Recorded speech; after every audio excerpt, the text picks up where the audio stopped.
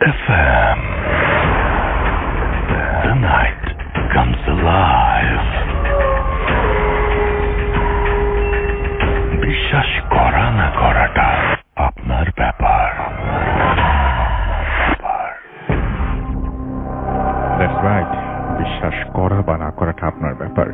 এবং আরো একবার এক সপ্তাহ পরে আবারও ফিরে এলাম ভূত এফএম নিয়ে। আপনারা শুনছেন রেডিও ফুর্তি রেড এফএম। আমি রাসেল আছি সাথে, এবং যথারীতি রাত 11:59 মানেই শুরু হয়ে গেল ভূত এফএম।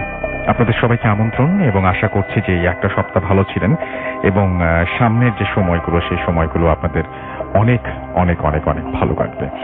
তো যাই হোক, আমি যেটা এখন জানতে চাই সেটা হচ্ছে যে আমাদের আজকের ভূত এফএমে অতিথি অনেক এবং ঘটনাও অনেক, এবং আপনারাও আশা করছি যে অধীর আগ্রহে বসে আছেন যে আজকে কোন ঘটনাগুলো, কেমন ঘটনাগুলো শেয়ার করা হবে।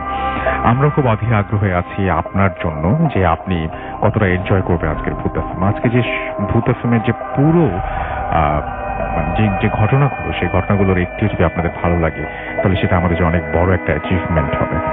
তো যাই হোক, আমি যেটা করবো সেটা হচ্ছে শুরুতে জানিয়ে দেবো কিভাবে আমাদের সাথে কমিউনিকেট করবেন। আমাদের সাথে যদি কমিউনিকেট করতে চান তাহলে আমাদেরকে লিখুন, আমাদের ইমেল করুন। ইমেল অ্যাড্রেস হচ্ছে bhootfm@radiofurti.fm, which is bhootfm@radiofurti.fm। আপনার নাম, ঠিকানা এবং ফোন নাম্বার সহ আপনার জীবনে ঘটে যাওয়া বা আপনার জানা সেরা ঘটনা লিখে পাঠিয়ে দিন আমাদের কাছে। ঘটনার শুরুতে অবশ্যই উল্লেখ করুন যে আপনি ঘটনাটি স্টুডিওতে এসে শেয়ার করতে চান, নাকি আপনি চান আপনার ঘটনা আমরা পড়ে শোনা। যারা দেশের বাইরে আছেন তারা সরাসরি অডিও ক্লিপ পাঠিয়ে দিতে পারেন বা লিখেও পাঠাতে পারেন আপনার ঘটনাটি। আর সেই সাথে আরো একটা ব্যাপার জানিয়ে, সেটা হচ্ছে আমাদের দুটো ফেসবুক পেজ রয়েছে, www.facebook.com/radio.furti and www.facebook.com/bhootfm.russell। এই দুটো অ্যাড্রেসে গিয়েও আপনি আমাদের জানাতে পারেন, আমাদের যে কমেন্ট সেকশন সেখানে জানাতে পারেন কোন ঘটনাটি আপনার ভালো লাগছে, কোন ঘটনাটি ভালো লাগছে না, এবং কোন ধরনের ঘটনা আপনারা এক্সপেক্ট করেন। আমরা সেই ধরনের ঘটনাগুলো কালেক্ট করার চেষ্টা করব। আসলে আমাদের কালেক্ট করার চেষ্টা করব বলছি ঠিকই, কিন্তু এটা সম্পূর্ণভাবে ডিপেন্ড করে আপনাদের উপরে। আপনারা যদি ওই ধরনের ঘটনা পাঠান, অ্যাটলিস্ট যারা ঘটনা পাঠান তাদেরকে বলতে পারি যে এই ধরনের ঘটনাগুলো আপনারা চাচ্ছেন, তাহলেই সবকিছু সমাধান হয়ে যাবে আর কি। আর আমি একটা কথা বলবো, যারা ফেসবুক পেজে আছেন তাদেরকে রিকোয়েস্ট করবো যে অবশ্যই অবশ্যই ফেসবুক পেজে অন্যরা যে কমেন্টগুলো করছেন সেই কমেন্টগুলো পড়বেন, এবং আমরা খুব আগ্রহ নিয়েই পড়ি আমাদের কমেন্টগুলো। আপনারাও পড়বেন, তাহলে জানা থাকবে যে কেমন ধরনের ঘটনা সবাই পছন্দ করছেন। হয় কি যে একটি ঘটনা হয়তো একজনের কাছে খুব ভালো লাগলো বা 10 জনের কাছে খুব ভালো লাগলো, আবার ঠিক এই একই ঘটনা 10 জনের কাছে ভালো লাগছে না, আবার 10 জনের কাছে যে ঘটনাটি ভালো লাগছে না, একইভাবে সেই ঘটনাটির প্রশংসা করছেন আরো 10 জন মানুষ। তো আমরা যেটা মনে করি যে এটা ভালোই, সেটা হচ্ছে যে সবার মতো ঘটনা, সবার সব ধরনের ঘটনা আমরা প্রচার করতে পারছি। আর কারো হয়তো গ্রামের ঘটনা ভালো লাগে, তো কারো ভালো লাগে বাসার ভেতরের ঘটনা, কারো হয়তো খোলা মাঠের ঘটনা ভালো লাগে, তো কারো ভালো লাগে একেবারেই একেবারেই হয়তো বদ্ধ কোনো জায়গা বা শহুরে কোনো যে পরিবেশের ঘটনা। তো এরকম পার্থক্য থাকবেই, আগেও ছিল, এখনো আছে, এবং সেগুলো নিয়েই আমরা এগিয়ে যাব সামনে। এখন যে ঘটনাটি পড়তে চাই, এই ঘটনাটি আজকে শুরু করতে চাই একটা ইমেল দিয়ে। আবার যখন ঘুমাইছি তো ঘুমানোর চেষ্টা করছি, একটু ঘুম হয়েছে আমার। আমি তখন ভোর হয়েছে, তখন আমি ঘুম থেকে উঠি নাই। আমার বাবা গ্রাম থেকে ফোন দিচ্ছে, আমার বাড়ি হলো সিরাজগঞ্জ। তো আমার বাবা বাড়ি থেকে ফোন দিয়ে বলছে, বাবা তোমার ফুফা মারা গেছে, তুমি ব্যাগটা গুছাই নিয়ে তাড়াতাড়ি চলে আসো বাড়িতে। তো আমি ওই এমনি শরীর অসুস্থ, মানে মাথা ব্যথা খুব, হাত ফুলে গেছে, তার মধ্যে আমি ব্যাগটা গুছাই নিয়ে বের হয়েছি, বাড়িতে যাইতে হবে যেহেতু ফুফা মারা গেছে আমার। তো আমি এখান থেকে গাবতলিতে গেছি, কলেজ গেট থেকে গাবতলিতে যাওয়ার পরে আমি টিকিট কাটছি 7:15 বাসের। আমি গাড়িতে উঠে আমি শুয়ে পড়ছি, মানে আমার সিটে আমি শুয়ে পড়ছি, আমার পাশের সিটটা ফাঁকা ছিল। তো আমি শুয়ে পড়ছি, আমি ঘুমায় পড়ছি। তো হঠাৎ করে আমি টাঙ্গাইল যখন পৌঁছাই তখন বাসে একটা ঝাঁকুনি দেয়, হয়তো সামনে কোনো ট্রাফিক ছিল, আমি ঝাঁকুনি দেয়, ঝাঁকুনিতে উঠে বুঝতে পারি যে আমি চোখটা খুলে দেখি, আমার ডান সাইডে তাকাই, যখন দেখি যে আমার পাশে একটা লোক বসে আছে। আমি কালকে রাতে স্বপ্নে যে প্রান্তিকটাকে দেখছি, একদম প্রান্তিক সেম ওই লোকটাই, অবিকল ওই চেহারা আমার পাশে বসে আছে, আর আমার দিকে এক নজরে তাকায় আছে। তো আমি প্রচন্ড ভয় পাই যে আমি স্বপ্নে যে লোকটাকে দেখছি, তান্ত্রিকটাকে, ওই সেম লোকটা আমার পাশে কিভাবে বসে থাকবে? আমি স্বপ্নে দেখছি। আমি ওনাকে জিজ্ঞেস করলাম, আঙ্কেল আপনি কোথায় যাবেন, আপনি কোথা থেকে উঠছেন, আমি দেখলাম না আপনাকে। তো উনি আমার কথার অ্যান্সার দিল না, আমাকে বললো যে তোমার হাত ফোলা কেন বাবু? তো আমি বললাম যে না আঙ্কেল এমনি ব্যথা লাগছিল, ফুলে গেছে। উনি আমার দিকে মুচকি একটা হাসি দিল, হাসিতে বললো আচ্ছা ঠিক আছে। আমার অ্যান্সার দিল না। আমি আরো ভয় পেয়ে জানালার সাইডে তাকাইলাম, আমার জানালার সাইডে সিট ছিল, আমি জানালার সাইডে তাকাইলাম। তো ওনার দিকে তাকাইতে সাহস পাচ্ছি না। আমি কিছুক্ষণ জানার দিকে তাকানোর পর মাথাটা নিচু করে আবার একটু চোখ বুঝছি। আমি চোখ বন্ধ করার পরে সিরাজগঞ্জ যখন ফুড ভিলেজে পৌঁছায় বাসটা, তখন 20 মিনিটের যাত্রী বিরতি দেয়। তখন বাস থেকে নামছি, আমি নামছি, ওই লোকটা আমার সাথে নামলো। তো আমি বাস থেকে নেমে ফ্রেশ হওয়ার জন্য রেস্টুরেন্টের দিকে গেলাম, ফুড ভিলেজের রেস্টুরেন্টের দিকে। আর ওই লোকটা কোনো জায়গায় নাম বলবো না প্লিজ। হ্যাঁ, ওকে, কোথায় নেমেছি কোন জায়গা এটা বলবো না।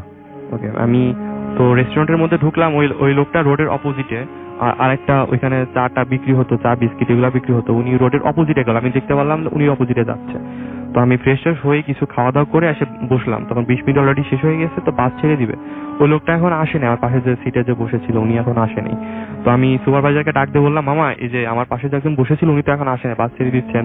তো উনি একটা খাতা দেখে বললো না বাসে তো 28 জনই ছিল, এখন 28 জনই আছে, কোনো প্রবলেম নাই, আপনার পাশে ফাঁকা ছিল মামা, আপনার পাশে কেউ বসে নাই। আমি হতবাক হয়ে গেছি। তো আমি এটা নিয়ে কথা না বাড়াই, আমার একদম গাও শিউরায় উঠছে। তো আমি পিছনে তাকাই দেখি যে কোনো হারিকেন নাই, কোনো জেলে নাই।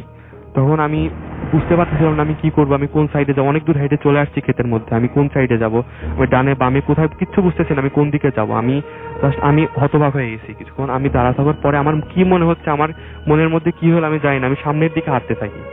আমি সামনের দিকে হাঁটার পরে কিছুক্ষণ হাঁটার পরে আমি যে সরিষার ক্ষেতের আমি যেখানটা হাঁটতেছি ওইখানেও সরিষার ক্ষেত, পাকা সরিষা। তো শব্দ হচ্ছে কিছুটা, আমি নিজে বুঝতেছি কিছু শব্দ হচ্ছে। কিছুক্ষণ হাঁটার পরে আমি একটা খাল আছে, আমি আগে বলছি যে ওই খালটার ওই পাশেই একটা বট গাছের নিচে শ্মশান ঘাটটা। আমি দেখলাম যে আমার কিছুটা দূরেই ওই খালটা আছে, ওই খালটা ক্যানেল জাতীয় আর কি। তো আমি ওখানে হাঁটতেছি, ক্ষেতের মধ্যেই আছি, আমি সামনের দিকে তাকায় হাঁটতেছি। আমি দেখলাম যে খালের অপোজিটে, খালের ওই সাইডে ওই তান্ত্রিকটাকে আমি দেখতে পারলাম, যে তান্ত্রিকটাকে আমি স্বপ্নে দেখছিলাম আমি। তারপর আমার পাশের সিটে বসছিল, বাসের সিটে। আমি তান্ত্রিকটা আমার দিকে উনি যে ড্রেসে দেখছিলাম স্বপ্নের মধ্যে, উনি ওই অবস্থা দিয়ে দাঁড়ায় আছে আমার দিকে। আমি জ্যোৎস্নার মধ্যে দেখতেছিলাম যে ওনার হাতে আমার দিকে তাকায় আছে খুব রেগে। তো আমি ওখানে দাঁড়ায় গেছি, আমি নড়তে পারতেছিলাম না, আমার একদম পুরো শরীর ঠান্ডা হয়ে গেছে, আমি নড়তে পারতেছি না। উনি আমার থেকে অনেকটা দূরে, যেহেতু খালটা ক্যানেলটার পারে তার কিছুটা রাস্তা অনেকটুকু দূরে। তো আমি দেখতে পেলাম যে এক পলকের মধ্যে একদম এক পলকের মধ্যে উনি আমার সামনে চলে আসছে। ওই তান্ত্রিকটা উনি পুরা শরীর কালো, চোখ দুটা ভয়ঙ্কর, জট পাকানো চুল। আমি ওনার সামনে, আমি দেখতে পেলাম আমার সামনে চলে আসছে, কিছু একদম আমার এক হাত সামনেও না, একদম কাছে। তো উনি এসে আমার সরাসরি ঘাপ করে আমার হাতটা ধরে ফেলছে। তো আমি নড়তে পারতেছিলাম না। উনি আমাকে একটা ধাক্কা দিছে, হাতটা ধরে একটা ধাক্কা দিছে। আমি ক্ষেতের মধ্যে শুয়ে পড়ছি, একদম আমি যে আল দিয়ে হাঁটতেছিলাম ওইখানে শুয়ে পড়ছি। উনি আমার বুকের উপর বসছে। তো আমি ফিল করলাম যে উনি আমার বুকের উপর বসছে, যে একটা মানুষ বসলে তো একটা ওজন আমার বুকের উপর পড়বে। আমি কোনো ওজন ফিল করতেছিলাম না। আমি দেখতে পারতেছি যে ওই তান্ত্রিকটা আমার বুকের উপর বসছে, কিন্তু আমি কোনো ওজন ফিল করতেছি না।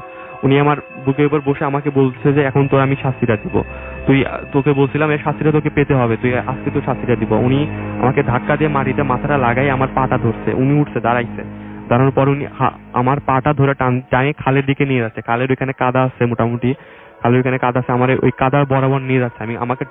আমি আটকাইতে পারছিলাম না, অনেকে প্রয়োগ করতে পারতেছিলাম না, আমার টানতে টানতে নিয়ে যাচ্ছে। কিছুক্ষণ আমি ঘষটাইছি, ঘষটানোর পরে আমাকে যখন উনি খালের মধ্যে নামছে, আমার পাটা খালের মধ্যে চলে গেছে, আমার বডিটা এখনো খালে পৌঁছায় নাই। আমি খালের মাথার উপর একটা খুঁটা গাড়া ছিল, হয়তো যখন ওখানে কুরুটুরু বাঁধা হইতো খুঁটাটা উঠানো হয়নি। আমি খুঁটাটা ধরছি, খুঁটাটা অনেক মজবুত ছিল, আমি খুঁটাটা ধরছি। আমাকে টানতেছে, আমি খুঁটাটা ধরে আছি। তো উনি আমাকে নিতে পারতেছে না, এখন টানতেছে। তো আমি সামনের দিকে তাকাইছি, দেখি যে আমার ভাই, যার কথা বললাম রিফাত, ও ওই পাহারা দিচ্ছিল, হয়তো আমার সরিষা ক্ষেতের জমিটা ওই পাহারা দিচ্ছিল, ও আমার দিকে দৌড়ে আসতেছে। তো আমি হাতটা তুলে যাচ্ছি, ইশারা করছি আমি এখানে। তো আমার কাছে আসছে, আমি পিছনে তাকাই, দেখি যে ওই তান্ত্রিকটা আস্তে আস্তে একদম গর্তের মধ্যে ঢুকে কাদার মধ্যে ঢুকে গেল। আমি আর কিছু না, আমার এইটা দেখে আমি সেন্সলেস হয়ে গেছি। পরে আমার কিছু মনে নাই। পরে আমি সকালবেলা ঘুম থেকে উঠে দেখি আমার বাড়িতে বেডের উপরে। আমি ঘুম থেকে উঠে আমার অফকোর্স বিশ্বাস করা না করাটা আপনার ব্যাপার। ঘড়িতে সময় রাত 12টা বেজে 36 মিনিট, এটা তো বিশ্বাস করবেনই, কারণ আপনি দেখতে পাচ্ছেন হাতের ঘড়িটা উল্টালি।